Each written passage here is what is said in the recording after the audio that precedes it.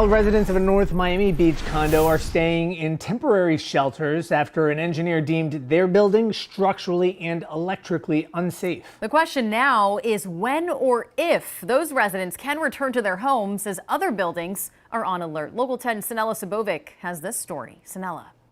So as it stands this evening, about 38 people from the Crestview Towers still need a place to stay. So the Homeless Trust, they stepped in. They found 3 different properties for them to temporarily live at while this building situation is resolved, including this hotel behind me.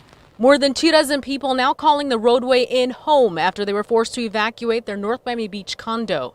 Nearly 300 residents were told to leave the Crestview Towers on Friday and were initially taken to a temporary shelter at the county fairgrounds, but are now allowed to stay at several different hotels thanks to the Homeless Trust. To leave them in a shelter for some prolonged period of time with the level of uncertainty that we've got would have been unfair. Last week, the city reviewed an engineering report which deemed the building structurally and electrically unsafe. The report, which was issued back in January, uncovered several issues like concrete spalling and moisture on balcony slabs. Audits prompted by the Surfside collapse forced this report to be handed over.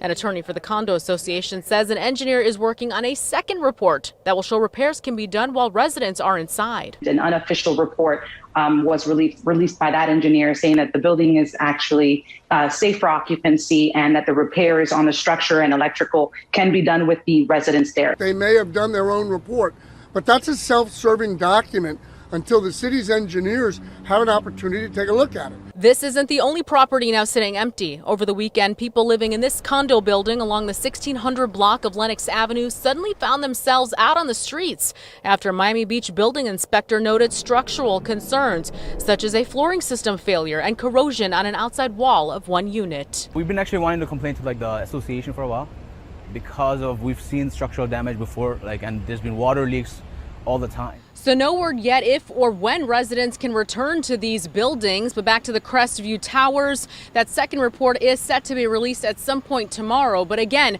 the city still needs to review it.